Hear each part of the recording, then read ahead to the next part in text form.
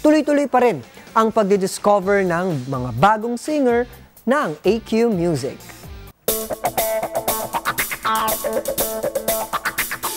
Ipinakilala sa entertainment press ang P-pop soloist na Zayla. Si Zayla ay isang Filipino-American singer, songwriter, rapper at dancer na nag-umpisa ng career sa Amerika.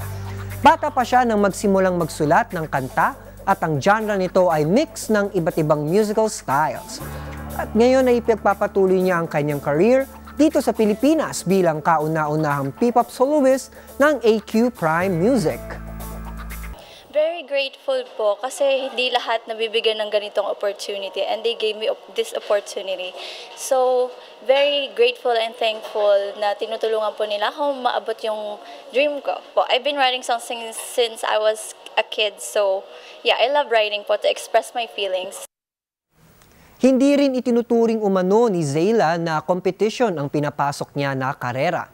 Handa rin umano siya na harapin ang iba't ibang struggles na nakaakibat sa kanyang journey sa music tulad ng mga bashers at comparisons.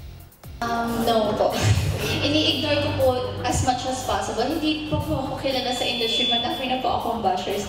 So, madami na po kasi I was bullied when I was in high school. So, madami nang tapak sa akin pababa. But you know, I always pull myself up.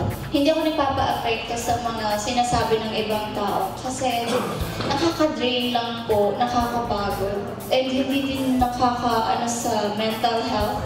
And pinopromote ko lang kasi yung gusto ko maging role model. Ayun nagpapa-apekto sa mga bash lang na hindi naman totoo.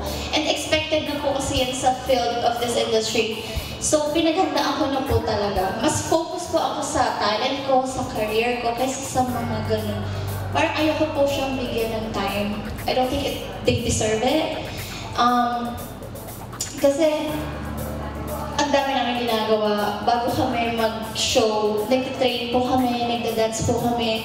Lahat po, especially me, I'm a soloist. So, tapos hands-on po ako sa lahat ng bagay. So, talagang I always make myself busy kaysa pansinin pa yung mga taong gano'n.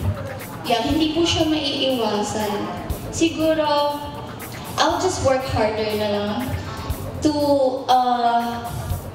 prove them wrong and para mapatunayan ko sa kanila na kaya ko din, kung may mas magaling man sa akin, kaya ko din, kaya nila, kaya ko din po. Sa ngayon ay nakalabas na ang debut single ni Zayla sa iba't ibang digital music streaming platforms worldwide.